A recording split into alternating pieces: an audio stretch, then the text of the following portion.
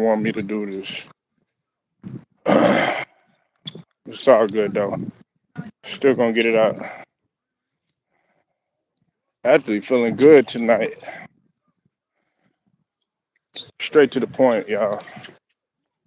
Y'all smash that like, hit that sub. Make sure you hit them notifications as well.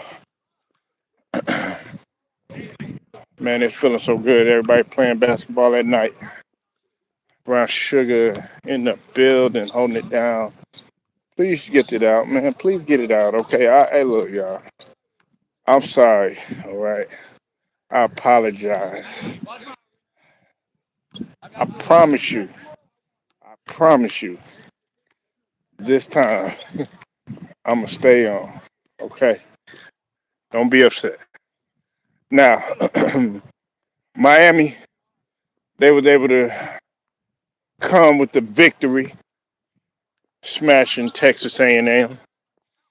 Uh, Look, man, the Hurricanes took a while to uh, rebuild, get they self acclimated, and look, this is just the start. This is just the beginning of where they once were,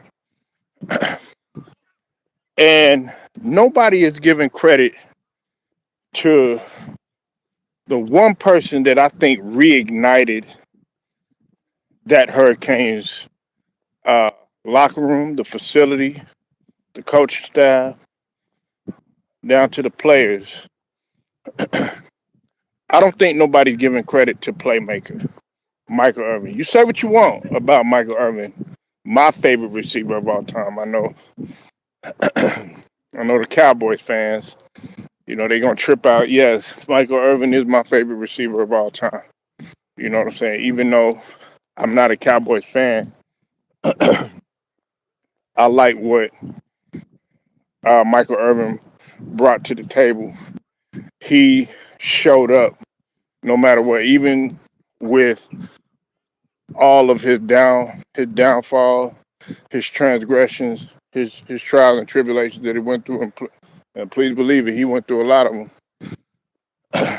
He still showed up to work, and that's what separated that generation from a lot of these guys in this generation. That's not to say that there's some that don't, that put in the work, but he put in the work, regardless of whatever off the field habits that he may have had. But anyway, it's not about that. It's about him motivating that Miami culture again. And I'm happy to see that. I'm really happy to see that, man. I don't know about y'all, because it's time to talk about somebody different. It's just like with basketball, we tend to talk about the same old thing all the time and be repetitive. Just like people were getting tired of talking about uh, Cleveland and Golden State. A lot of people were getting sick of the Warriors. I wasn't. You know what I'm saying? Some people, when the Spurs had their little run, they were getting tired of talking about the Spurs. Some people were getting tired of talking about the Lakers. I never got tired of talking about the Lakers. You know what I'm saying? Because I like the villain presence that Kobe and Shaq used to bring. But man, people get tired of talking about Alabama. And truth be told, Alabama shouldn't have been up in here. I don't care how anybody feels about it. Okay, Miami should have been in there. Only lost 2 games. And then in the beginning of the season, I told people that I said Miami was going to go all the way to the national championship. And I still stand by that. You know, if they knock off, listen, I wish Cypress was here, man, because we talked about this. Probably ducking and dodging me because I told them, look, we got it right now. This is the game that I wanted. Miami and Ohio State. This is the game that I wanted because I told a couple of people, including my nigga Cypress TV. I told him if Ohio State faces Miami, the pressure is on Ohio State. Ohio State can be beat. They've already shown that they can be beat. Everybody act like Ohio State is so damn great. And look, they are a great program. I give it that.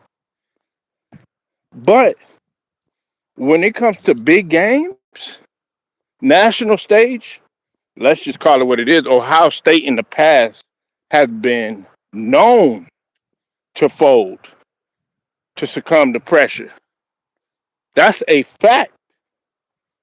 Miami, while they got the what they 10th, the 10th seed. No matter if Ohio State a second seed or not, they're gonna come through and they're gonna bring the pain. I got Miami beating Ohio State.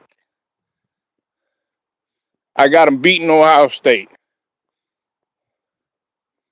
I'm pushing for Miami to look. Hell, everybody going for Indiana. I like what Indiana's doing. You know what I'm saying? Fernando Mendoza. He putting in that. Man, what is this? The hell? Sorry about that. I like the work that he put in, Heisman Trophy winner. But I still got Miami. I got the Hurricanes. I got the Hurricanes winning. I do. I got them winning. I got them taking it all the way. Now, it's going to be a tall task. You know what I'm saying? It's not going to be easy.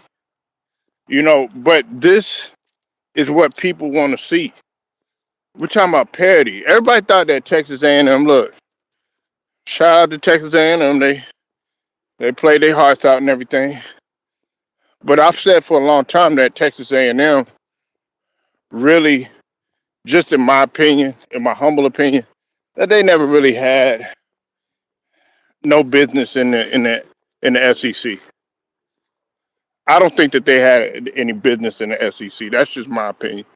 I don't think that Texas A&M belong in there. But that's neither here nor there. Miami, they took care of business. I know nobody wants to talk about it, but it needs to be talked about. And that's what we do on the channel. We talk about the things that some people don't want to talk about. We nip things in the bud. Come on with the elementary bullshit. Come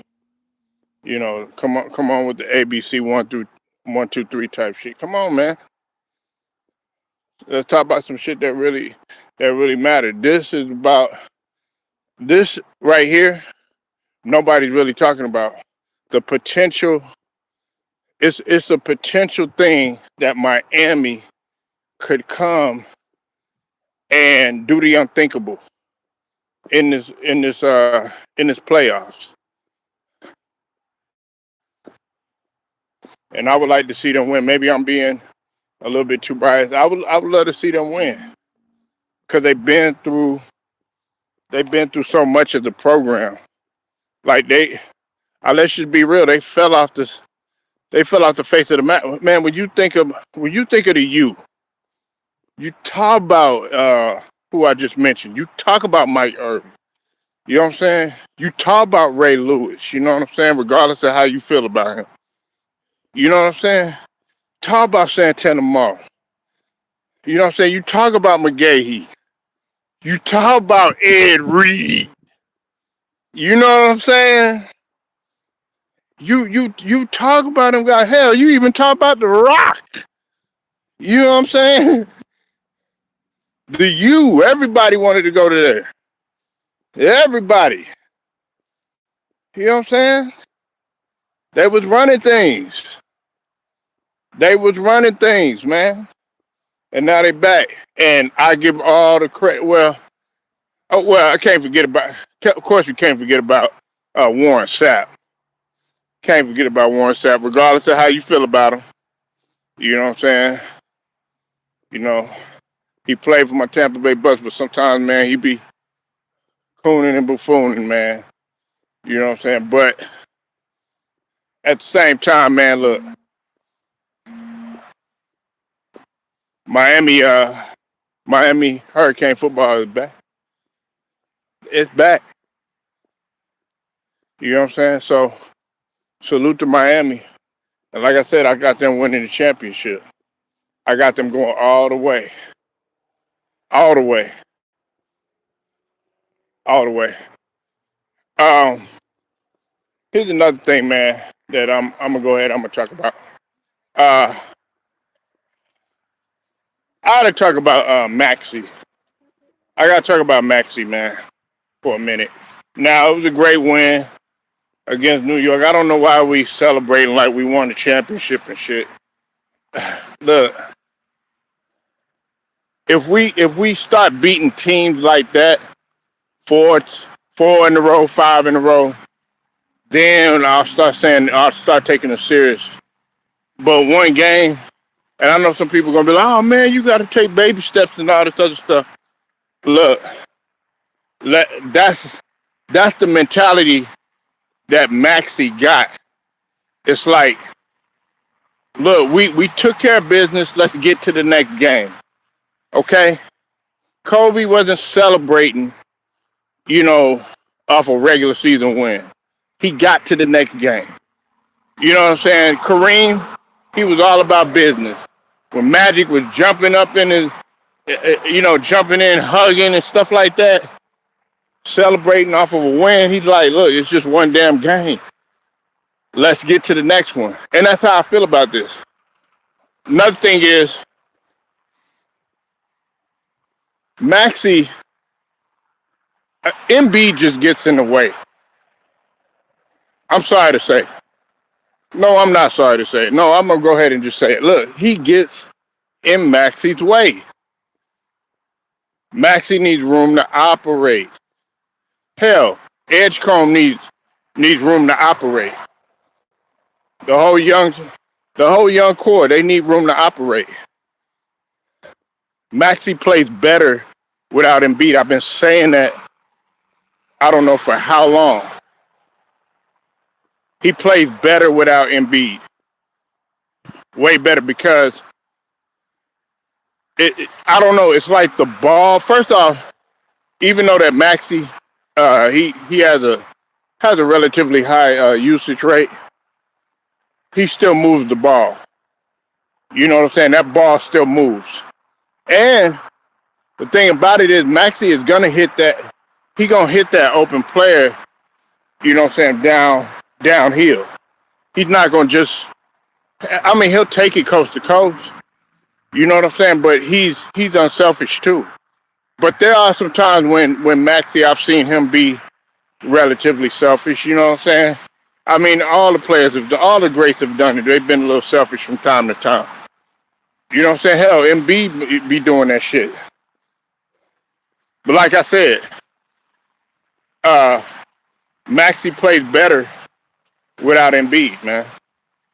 That's just a fact. You see how well we played New York, man. And look, we know New York is just coming off of a win. You know, everybody act like they won championship. They getting on Sports Center. Look, man, they know damn well.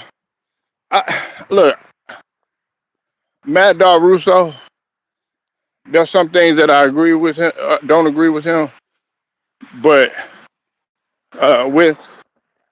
in this case, I'm with Mad Dog, man.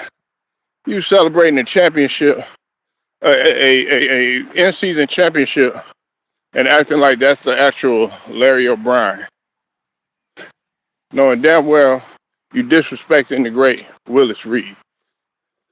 You disrespecting the great Dave DeBush. Some of the great legends that they came. Hey, you talk about a championship. No, you disrespecting Walt Clyde Frazier and some of the guys that have paved the way, man. Do you know how many in-season tournaments they would have had? So I'm not going to sit up here. You know, the Lakers have got that stuff started, man. The in-season popping champagne and all that other stuff. No, I'm not with it, man. maybe, maybe I sound like a get off my lawn type, but like for real, man, this is like pretty much a participation trophy. That's what it is. That's all this is, man. It's a participation trophy. You know, like them little trophies that you get when you play Little League. You know, they give my son. You know, my son got mad one time, and I'm like, nah, you don't need one of those. When you win something, that should be celebrated for it. We teach. Look, they play for something that's great, but like I said, I keep going back to what I said. I think it was a couple weeks ago. This isn't soccer. This is not soccer. This is basketball. And I wish that they would leave it the way it is. A few changes here and there, I can understand that. But damn, it's like you pretty much changing the whole dynamic of everything because this game don't even count. This game doesn't even count for anything. And then, look, they might like it. I don't love it. Look, right? Hanging a banner? No. Hanging a banner? No.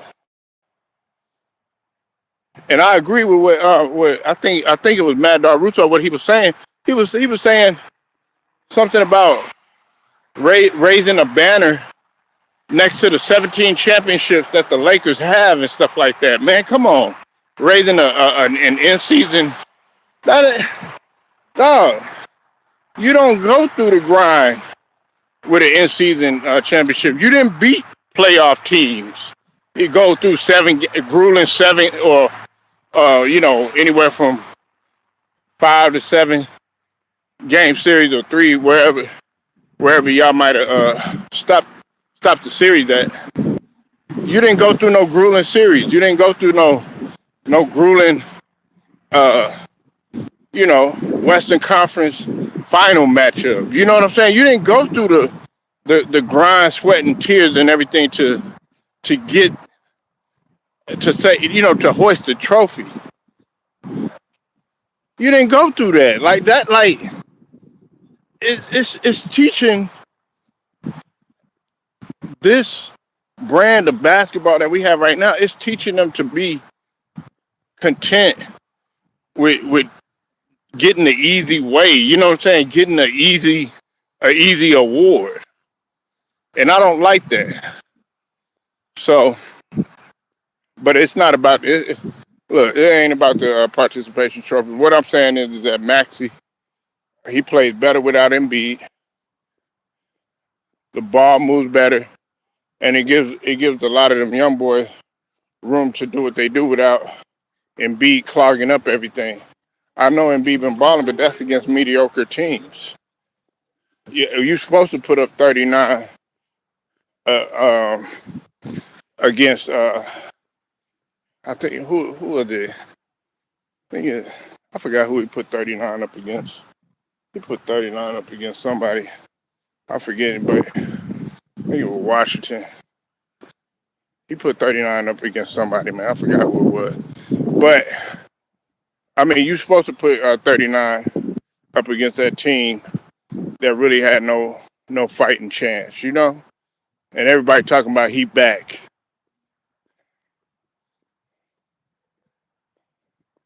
I'm not with it, man. I am not with it. Now, we just coming off of this fight, with Jake Paul and Anthony Joshua. Anthony Joshua, man, I know that he fought against Jake Paul, and a lot of people ain't taking Jake Paul serious. Of course, you know, I'm not taking Jake Paul serious like that. Like, I'm gonna be real. I'm still pissed off at the fact that he walked out there with a Hulkamania gear. Like, cause I'm telling you, once I heard what Hulk Hogan said and did, man, like I was done. Like with I, I never really. I mean, I thought Hogan was all right when I was younger. You know what I'm saying? Like before, a couple of wrestlers that came, and Ultimate Warrior and some other guys, I started liking them. But then, as I got older, I started I started to realize, why did I like this dude? You know what I'm saying? I was like, why did I like this dude? And then what put the icing on the cake and made it even worse was the fact that, you know what I'm saying, he was pretty much a blatant racist. And then you look, I know he ain't here. I don't believe in talking about a dead man while he ain't here, but I'm gonna just go ahead and say it. You only apologize because you got caught. You know what I'm saying? That's the only reason why. Because you got caught. If you never would have got caught, you wouldn't have never apologized. You wouldn't have never been, oh yeah, well, I did not. I'm trying to repair my image, all this stuff. Nah, you look. You think we done? Now, like I said, uh, people can forgive, but people don't have to forget. They don't have to forget nothing. They don't got to forget anything. So, a lot of people like F Hogan. You know what I'm saying? And they got a right to feel that way, whether he here or not. But Jake Paul, that's what he does. He like to piss people off. I think he did that on purpose. He likes to get a reaction out of people. But AJ is not done. I think he's got a couple more fights left in him. Uh, I think a lot of people want to see him fight against Wilder. Of course, they want to see him fight against Fury. Um, I think that AJ should train with somebody like Lennox Lewis. Like a lot of people think that AJ has that style of Lennox Lewis, but Lennox Lewis was on a whole nother level.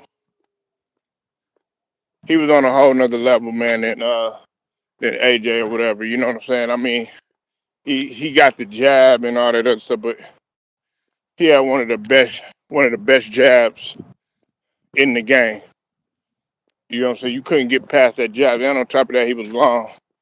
Uh, he was tall and long, and he was able to use his size and impose his will or whatever. And he knew how to move, and he was relatively slick. You said the racist Jay Paul said he's retiring now after a double broken jaw. Nah, he ain't retiring. Yeah, now that I don't believe. That I don't believe. Brown Sugar. He says that now. A lot of people they said this, Brown Sugar. They said that they didn't believe he had a broken jaw. I believe he had a broken jaw because you can. A lot of people try to come on here and try to tell me, Brown Sugar. They said, "Oh yeah, well, Jake Paul, he didn't break his jaw because he wouldn't be able to talk." I'm like, you could still talk when you have a broken jaw. It's just gonna be kind of painful, and you ain't gonna be talking like you normally do, you know. But nah, he broke it, you know. You looking at it now? Well, yeah, I mean, if he does, I mean he'll look. I've lost a lot of respect for him, Brown Sugar. You know what I'm saying? Now I understand how you feel. Uh, Last night, man, I ain't gonna lie, man, that pissed me off. It made me look at him different, man. You know, and I'm not ashamed to admit that, you know, I I like what he brought to the table in terms of him promoting and stuff. But if he is retiring, hey, you know, then you know better. Now you understand that just because you see Anthony Joshua and you think, oh yeah, he's not that good or something like that. Well, you forget that this guy got a pro card. You know what I'm saying? This guy uh, has fought, has been a world champion before. This guy has been in the ring with the likes of probably one of the best heavyweights ever in Usyk, Alexander Usyk. I don't care either. I can't stand him. I don't care how much money have or what. Yeah, I know. I understand. I, I'm just like, man. When he walked out there, you know, with the Hulkamania and stuff like that, man, I'm just like, man, come on, Jake, man. And then he had his team wearing it, man. That's the thing. His team was wearing. I was like, man, come on. And then on top of that, Brown Sugar, this is another thing that I'm not talking about either. Man, you had a known rat, a known snitch out there in Tekashi Snitch 9. You know what I'm saying? Look, I know you probably don't have the same feelings about Snitch 9, but man, you had him out there performing. Like that really pissed people off when they show you. Yeah, I'm just like, man, like Brown Sugar. I'm just like, damn. I can't even say nothing but Brown Sugar was right. And see, we had talked about this. Brown Sugar was like, uh, he's a culture vulture. We had kind of had a little, back and forth about that. And I'm like, damn, Brown Sugar is right, 100%. I can't even say anything. Now, he pretty much was proving your point.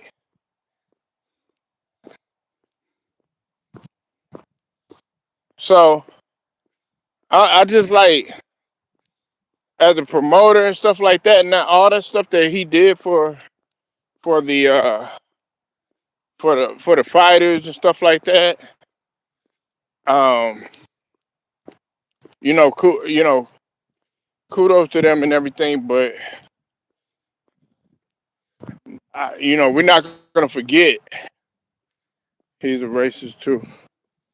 Most most men, other coaches hate black men, but yeah, that's true. That's true, man. That's true. And to make matters worse, you try to step in there. You try to step in there, and you try to think that you're able to hang with a heavyweight. Okay, I know that Anthony Joshua, he might not have the best record. You know what I'm saying? A lot of people don't talk about him like in the same breath as if they talked about Tyson at one time, or how they talk about Terrence Crawford, or how they talk about, Mayweather when he was still in the game and stuff. But he still was a former world champion. He still put Francis Ngannou on his ass. He still had 20-something knockouts uh, on his resume. You know what I'm saying? He still has been in the game for quite some time. So you're not just going to come in there. And then on top of that, you got to understand the genetic difference. Look, I know that size isn't everything. I know heart, will, and tenacity is even better. However, come on. You look, one thing I say about Anthony Joshua, I've seen him in action in terms of him training. This guy right here, man, he be training his ass off. Now, maybe he don't win in the fashion that we want him to, but he be training. He, you, Jay Parr, you're not training like Anthony Joshua. They play nice to see what they can learn from the black man. Yeah, exactly. Exactly. That's a lot of them. They try to pick our stuff. You know, I think about, I think about brown sugar. I think about, the movie. What was it? Five Heartbeats, right? And remember when they were going around and they were touring and stuff. Well, they were trying to get their they were trying to get their songs out and stuff like that. And the the white record exec they would come and audition for them and stuff like that. They were like, no, that's okay, nah. But then, they would take our sound. Next thing you know, they would have some white guys trying to sing the black song and trying to sing it in their style, but it just didn't sound like how we sung it. You understand what I mean? And they've been doing that for years. Like they've been picking and look, like I said, man, I don't have no this isn't no disrespect to anybody. I ain't no racist over here, none of that. But I'm hitting y'all with facts of what went on. Okay? So if you're offended by it, man, I'm just telling it like it is. I still respect, you or whatever until you come with that dumb shit. Then I'll put you in your place. You know what I'm saying? But that's what they've been doing for years, since the beginning of time, taking our styles. You know what I'm saying? At first, they used to talk down on curvy women being thick. You know what I'm saying? Having a big booty and stuff like that. Now they want to have it. They want to try to get the BBL. It it wasn't the black women that was getting the BBLs popular. It was the other races, because it was natural. It was natural, for our women and stuff. You know what I'm saying? But they wanted to be like us so bad. But that's just one example. I mean, our athleticism. You know, they get mad when they make a movie. uh, you know, white men can't jump. Really, that really pissed some people off. You know what I'm saying? Like I said, man, I ain't trying to make this no black white thing, but it will be talked about though. It will be talked about because y'all talked about us, y'all. I ain't trying to go down this road, but y'all talked about us. Y'all spit on us. Y'all did a lot of damaging shit to us. Try to break us, but it only made us. We only benefited from it, man. We only We only got stronger. You know what I'm saying? Just like with Black Wall Street, right? When they came to Tulsa, believe it or not, there was people that was coming there, Brown Sugar, and I don't know if a lot of people know, but we got to put them on history. They would come over there doing business with us and stuff like that. You know what I'm saying? Because we were able to be corporate, we were able to be professional, we was able to, sit at the business table and talk logic with them and stuff like that, regardless of what they thought. Able to read and write, you know what I'm saying, such as Booker T. Washington, stuff like that, right? But then what did they do? Stole ideas, come down there, burn it down, and destroy what we had. Same thing they did to the indigenous people. You know what I'm saying? Pretty much, you know what I'm saying, like the Indians and everything like that. When it comes to Thanksgiving, everybody, oh yeah, call it Slaughter Day, because that's what they did. They took the people's ideas. They took their kindness, you know what I'm saying, and took it for weakness and destroyed them and robbed them. Same thing they tried to do to us. However, this right here, as much as people may not too much care for Anthony Joshua, a lot of people were thanking Anthony Joshua. A lot of people were happy for Anthony Joshua. We know Brown Sugar was clapping. When she saw that jaw, saw his head go the other way. And look, I think Anthony Joshua held back a lot. Like I said, shout out to Town Biz, because he had mentioned this.